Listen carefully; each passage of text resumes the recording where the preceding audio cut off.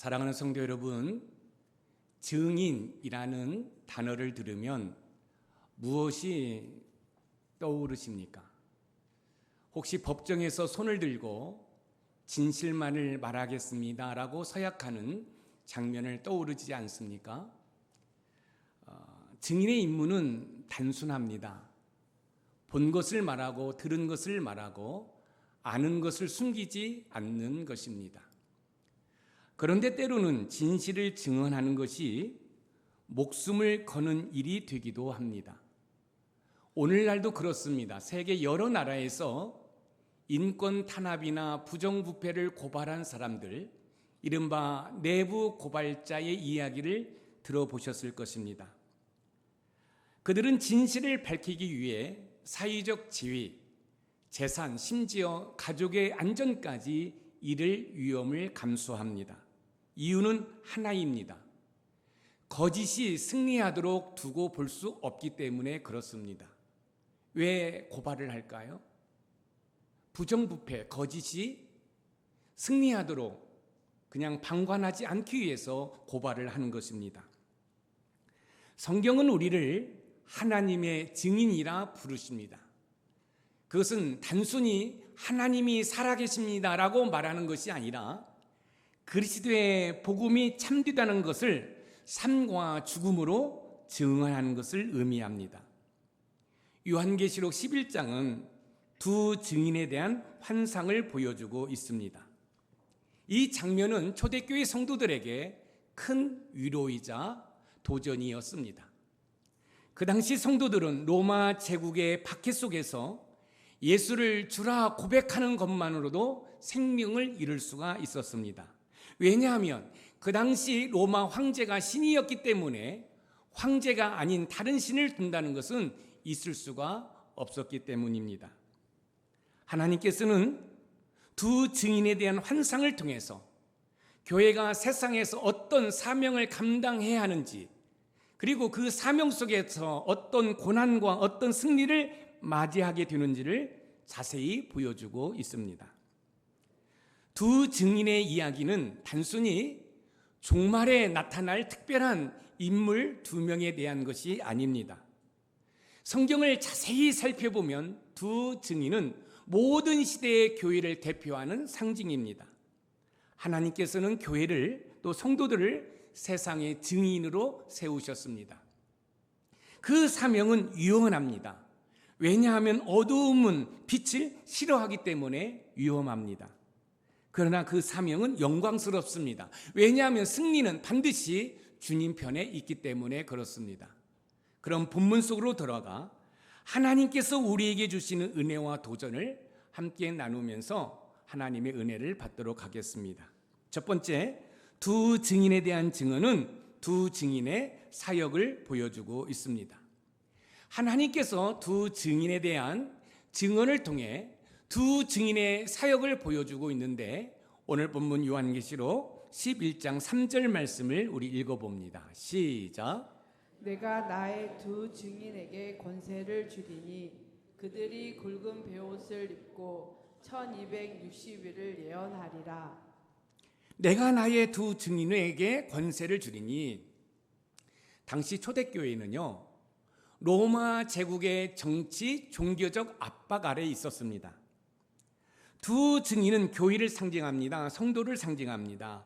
굵은 베옷은 회개를 촉구하는 선지자들의 복장을 의미합니다.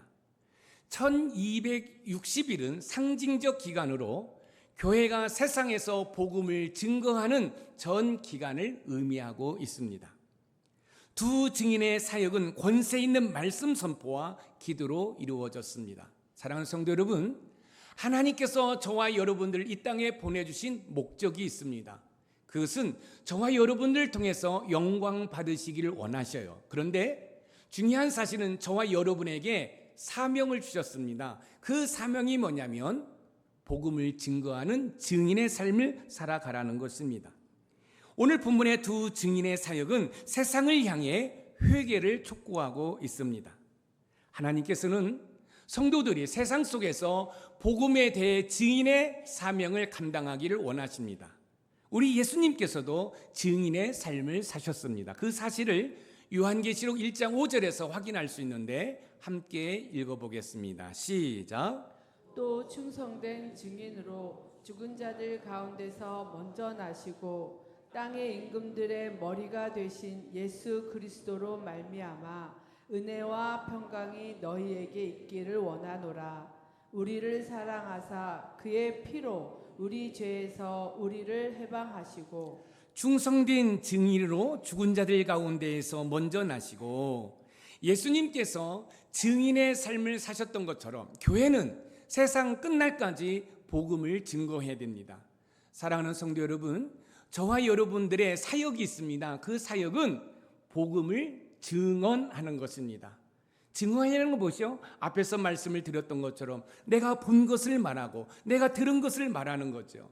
사랑하는 성도 여러분, 저와 여러분들은 하나님의 아들 예수님이 이 땅에 성육신한 것을 보았습니다.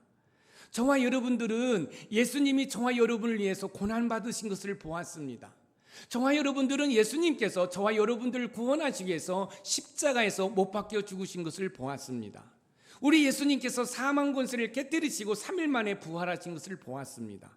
그리고 이 땅에 40일 동안 계시면서 하나님의 나라에 대해서 가르치신 것을 우리는 보고 들었습니다. 그리고 예수님께서 저와 여러분들의 처소를 마련하고 보혜사 성령 하나님을 보내주시기 위해서 하늘로 승천하신 것을 보고 들었습니다. 그리고 그 예수님께서 지금도 하나님의 우편 보좌에서 저와 여러분들을 위해서 중보기도하고 계신 것을 보고 들었습니다. 그리고 그것을 우리는 증언해야 됩니다. 이것이 우리의 사명인 줄 믿으시기 바랍니다. 우리는 어떻게 하면 세상 속에서 참된 증인으로 살아갈 수 있을까요? 참된 증인으로 살아가기 위해서는 복음을 전하는 사명으로 살아가야 합니다. 왜냐하면 하나님께서는 저와 여러분들을 단순한 종교인으로 부르신 것이 아니라 세상 속에 파송된 증인으로 부르셨기 때문에 그렇습니다. 그래서 저와 여러분들은 때를 얻든지 못 얻든지 복음을 증언하는 삶을 살아내는 은혜가 있으시기를 주님의 이름으로 축원드립니다. 복음은요, 단순한 것이 아니라 영혼을 구원하는 것입니다. 그렇기 때문에 우리가 예수님의 지상 대명령이라고 하는 마태복음 28장 19절 20절에 보면은 모든 민족에게 복음을 전파하라고 명령하고 계십니다. 우리 마태복음 28장 19절 20절을 읽어봅니다. 시작. 그러므로 너희는 가서 모든 민족을 제자로 삼아 아버지와 아들과 성령의 이름으로 세례를 베풀고 내가 너희에게 분부한 모든 것을 가르쳐 지키게 하라. 볼지어다 내가 세상 끝날까지 너희와 항상 함께 있으리라 하시니라. 모든 민족을 제자로 삼아 하나님께서는 모든 민족에게 복음을 전하기를 원하십니다. 하지만 우리가 살고 있는 이 시대는 복음을 전한다는 것이 여러분 결코 쉬운 일이 아닙니다. 하지만 성령 하나님의 도우심을 받을 때 저와 여러분들도 복음을 얼마든지 증언할 수 있습니다. 사도행전 1장 8절 말씀을 읽어봅니다. 시작. 오직 성령이 너희에게 임하시면 너희가 권능을 받고 예루살렘과 온 유대와 사마리아와 땅끝까지 이르러 내 증인이 되리라 하시니라. 오직 성령이 너희에게 임하시면 성령이 임할 때 주님의 증인이 될 수 있습니다. 그런데 감사한 것은 저와 여러분들이 예수님을 나의 구주로 영접할 때 성령 세례, 즉 성령 하나님이 우리의 심령 가운데 좌정해 계심을 믿으시기 바랍니다. 그래서 복음을 전하기 힘든 시대에 살고 있지만 우리 심령 가운데 거하시는 성령 하나님을 의존하고 성령 하나님의 도우심을 받는다고 한다면 저와 여러분들은 얼마든지 복음을 전할 수 있음을 믿으시기 바랍니다. 한 청년이요, 직장에서 매일 기도하고 성경을 읽는 모습을 동료들이 보았습니다. 처음에는 그 청년을 조롱했지만 어려운 일이 닥쳤을 때 그를 찾아와 기도를 부탁했습니다. 그 청년은 설교하지 않았지만 삶으로 증언했습니다. 우리도 복음을 말할 뿐 아니라 삶으로 증언하는 증인의 삶을 살아가는 은혜가 있으시기를 소망합니다. 그렇습니다. 저와 여러분들은 세상 속으로 들어가 선한 영향력을 통해 복음을 증언하는 그런 삶을 살아내는 은혜가 있기를 소망합니다. 여러분 직장 생활하면서 잠시 시간이 있으면 커피 마시고 직장 동료들과 이야기하고 또 점심시간에 좀 시간이 있으면 잠시 눈을 붙일 수 있지요. 근데 이 청년은 그 시간들마다 하나님께 드렸습니다. 말씀을 묵상했습니다. 기도했습니다. 그 모습을 본 직장 동료들이 비웃었습니다. 그런데 자신들에게 어려움이 있을 때 그 청년에게 살며시 다가와서 기도를 부탁했다는 사실입니다. 이 청년은 설교하지 않았습니다. 복음을 입으로 증거하지 않았습니다. 그러나 삶을 통해 증인된 삶을 살았던 것입니다. 사랑하는 성도 여러분, 저와 여러분도 마찬가지입니다. 분명히 우리도 복음을 전해야겠죠. 그러나 삶으로 살아내는 은혜가 있기를 소망합니다. 여러분의 남편이, 여러분의 자녀가, 여러분의 시부모님이 여러분의 삶으로 복음을 증언하는 삶을 통해 그들이 주께로 돌아오는 은혜가 있으시기를 주님의 이름으로 축원드립니다. 삶 속에서 증인된 삶을 살기 위해서는 가정공동체, 일터 공동체에서 그리스도인의 증인임을 잊지 말아야 합니다. 하나님께서는 오늘도 우리를 통해 복음을 증거하길 원하십니다. 특히 관계전도 119가 나의 삶이다라는 이 구호가 단지 입술의 고백이 아니라 저와 여러분들이 삶으로 살아내는 은혜가 있으시기를 주님의 이름으로 축원드립니다. 두 번째, 두 증인에 대한 증언은 두 증인의 순교를 보여주고 있습니다. 두 증인에 대한 증언은 두 증인의 사역뿐만 아니라 순교를 보여주고 있는데 오늘 본문 요한계시록 11장 7절 말씀을 우리 읽어보겠습니다. 시작. 그들이 그 증언을 마칠 때에 무적행으로부터 올라오는 짐승이 그들과 더불어 전쟁을 일으켜 그들을 이기고 그들을 죽일 터인즉 짐승이 그들과 더불어 전쟁을 일으켜 그들을 이기고 그들을 죽일 터인즉에서 이 짐승은 하나님을 대적하는 세상의 정치, 종교, 권력을 상징합니다. 특히 죽이다는 의도적인 계획을 가지고 살해를 하는 것을 의미합니다. 여러분, 순교는 실패가 아니라 사명을 완수한 후 하나님의 영광을 드러내는 방식입니다. 증언을 마친 후에 순교가 찾아오는 것은 사명이 끝났기 때문에 하나님의 허락 속에서 여러분 일어납니다. 사랑하는 성도 여러분, 순교는 실패가 아닙니다. 이 두 증인을 보십시오. 그들의 사역은 어떤 사역이었습니까? 복음을 증언하는 삶이었습니다. 그런데 복음을 증언하다가 순교합니다. 그런데 이 순교는 하나님의 허락하심, 하나님께서 맡겨주신 사명을 감당한 이후에 순교를 통해서 하나님께서 영광을 받으신다는 거예요. 그래서 순교는 아무나 하는 게 아니에요. 하나님께서 허락하신 자들만이 여러분 순교할 수 있음을 믿으시기 바랍니다. 하나님께서는 고난 속에서 복음을 지킨 자들의 증언이 세상에 대한 심판이 되게 하셨습니다. 예수님 자신도 선한 증인으로 십자가에서 죽으셨습니다. 우리의 순교와 고난은 예수님의 발자취를 따르는 것입니다. 사랑하는 성도 여러분, 우리는 어떻게 하면 고난 속에서도 믿음을 지킬 수 있을까요? 고난 속에서도 믿음을 지키기 위해서는 예수님의 순종을 바라보아야 합니다. 왜냐하면 예수님께서는 십자가에 죽기까지 하나님 아버지 뜻에 순종하셨기 때문에 그렇습니다. 사랑하는 성도 여러분, 우리 삶의 모델링은 오직 예수 그리스도이십니다. 우리 예수님 이 땅에 오셔서 복음을 증거하셨습니다. 회개하라, 천국이 가까웠다, 복음을 전하셨습니다. 그리고 십자가에 못 박혀 죽으셨습니다. 순교하셨습니다. 저와 여러분들의 삶이 그러해야 된다는 사실입니다. 복음을 전할 때 세상이 우리를 미워하는 고난을 만날 때가 있습니다. 요한복음 15장 18절에서 20절 말씀을 읽어봅니다. 시작. 세상이 너희를 미워하면 너희보다 먼저 나를 미워한 줄을 알라. 너희가 세상에 속하였으면 세상이 자기의 것을 사랑할 것이나 너희는 세상에 속한 자가 아니요 도리어 내가 너희를 세상에서 택하였기 때문에 세상이 너희를 미워하느니라. 내가 너희에게 종이 주인보다 더 크지 못하다 한 말을 기억하라. 사람들이 나를 박해하였은즉 너희도 박해할 것이요 내 말을 지켰은즉 너희 말도 지킬 것이라. 세상이 너희를 미워하면 너희보다 먼저 나를 미워한 줄 알라. 사랑하는 성도 여러분, 저와 여러분들에게 주신 사역이 있습니다. 그것은 복음을 증언하는 사역입니다. 그런데 그 복음을 증언할 때는 때로는 고난이 있을 수도 있고 여러분 순교도 당할 수 있다는 말씀입니다. 그런데 중요한 사실은 복음을 전할 때 받는 고난은 오히려 복이 된다라고 베드로 사도께서 우리에게 교훈하고 있습니다. 베드로전서 4장 13절에서 14절을 읽어보겠습니다. 시작. 오히려 너희가 그리스도의 고난에 참여하는 것으로 즐거워하라. 이는 그의 영광을 나타내실 때에 너희로 즐거워하고 기뻐하게 하려 함이라. 너희가 그리스도의 이름으로 치욕을 당하면 복 있는 자로다.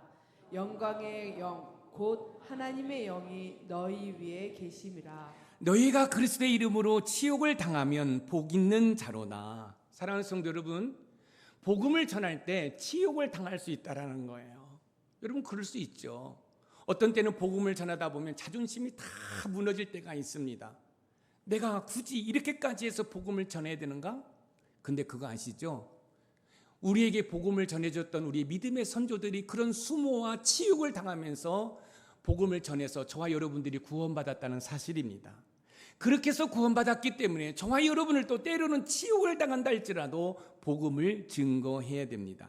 그럼 이렇게 고난을 당할 때 우리는 어떤 자세를 취해야 할까요?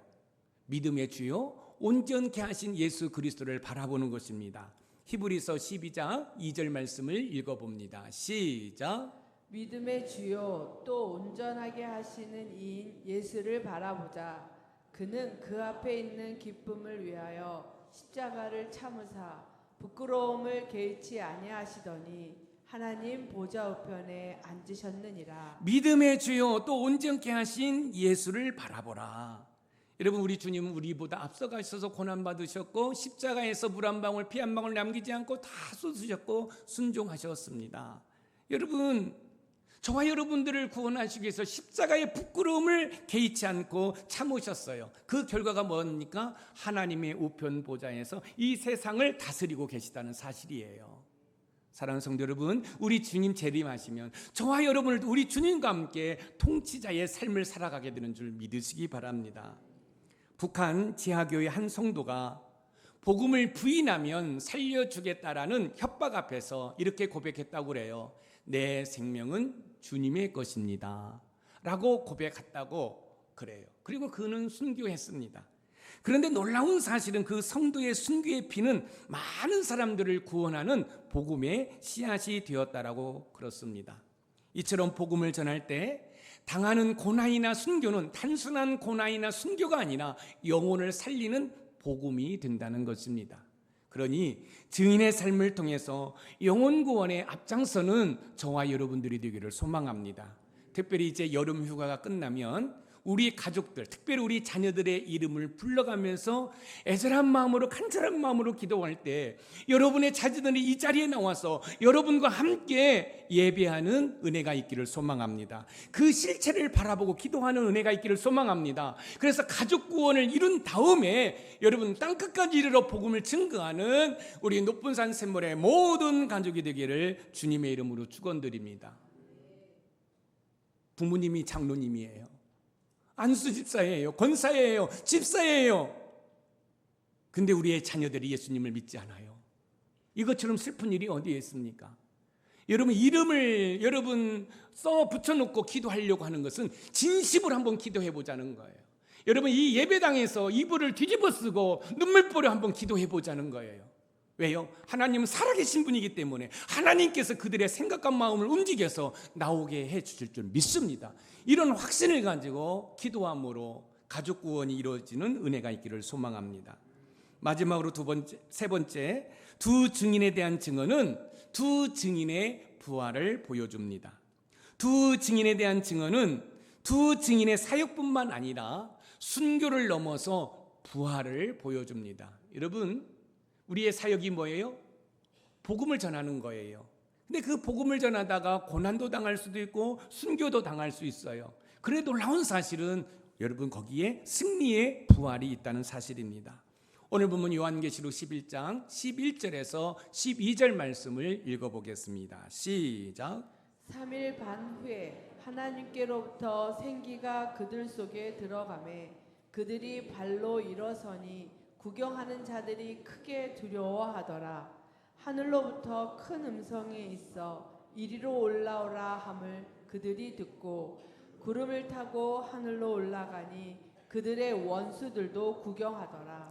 3일 반 후에 하나님께로부터 생기가 그들 속에 들어가매 그들이 발로 일어서니, 그래서 여기서 3일 반은 짧고 제한된 기간을 상징합니다.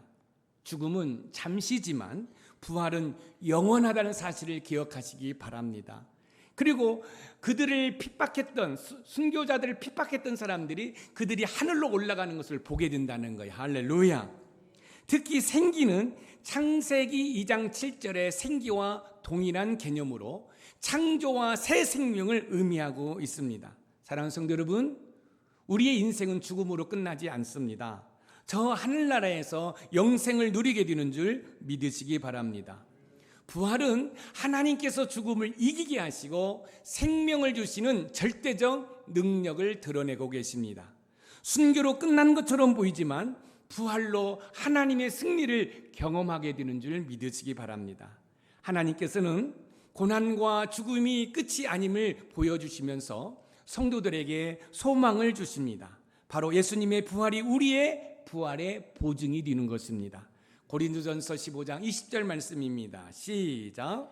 그러나 이제 그리스도께서 죽은 자 가운데서 다시 살아나사 잠자는 자들의 첫 열매가 되셨도다. 잠자는 자의 첫 열매가 되셨다. 잠자는 자의 첫 열매가 되셨다는 것은 두 번째 열매, 세 번째 열매, 네 번째 열매가 있다는 거예요. 그런데 거기에 두 번째 열매, 세 번째 열매는 어떤 열매일까요? 바로 저와 여러분의 열매인 줄 믿으시기 바랍니다. 우리는 어떻게 하면 죽음 앞에서 두려움 없이 살 수 있을까요? 죽음 앞에서 두려움 없이 살기 위해서는 부활의 소망을 붙들어야 합니다. 왜냐하면 주님이 이미 죽음을 이기셨고 우리를 그 승리에 동참하도록 불러주시기 때문에 그렇습니다. 사랑하는 성도 여러분, 죽음으로 우리의 인생이 끝나지 않습니다. 여러분, 제2의 심판을 통해서 예수 그리스도를 믿는 자들은 저 천국에서 영생을 누리고 예수님을 믿지 않는 자들은 저 지옥에서 영원한 벌을 받는다는 사실입니다. 한번 따라서 한번 해볼까요? 예수님의 부활은 역사적인 사실이다. 그렇습니다. 예수님의 부활은 역사적인 사실입니다. 그리고 죽은 자들의 부활도 여러분 반드시 있다는 사실도 우리가 기억할 필요가 있습니다. 데살로니가전서 4장 16절에서 17절을 보면 여러분 예수님을 믿은 자나 믿지 않는 자들이 다 부활한다는 사실을 우리에게 가르쳐주고 있어요. 한번 읽어보겠습니다. 시작. 주께서 호령과 천사장의 소리와 하나님의 나팔 소리로 친히 하늘로부터 강림하시리니 그리스도 안에서 죽은 자들이 먼저 일어나고 그 후에 우리 살아남은 자들도 그들과 함께 구름 속으로 끌어올려 공중에서 주를 영접하게 하시리니 그리하여 우리가 항상 주와 함께 있으리라. 그리스도 안에서 죽은 자들이 먼저 일어나고, 우리 주님이 천군 전사를 대동하고 구름 타고 재림하십니다. 여기서 재림은 심판의 재림주죠. 그런데 중요한 사실은 죽은 자들이 먼저 일어난다는 거예요. 자, 죽은 자들이 먼저 일어날 때 중요한 사실은 예수님을 믿고 죽은 자들, 예수님을 안 믿고 죽은 자들이 다 부활한다는 거예요. 그리고 제2의 심판을 받는 거죠. 예수님을 믿고 죽은 자들은 저 천국에서 영생을 누리고 예수님을 믿지 않고 죽은 자들은 저 지옥에서 영원한 벌, 영벌을 받는다는 거예요.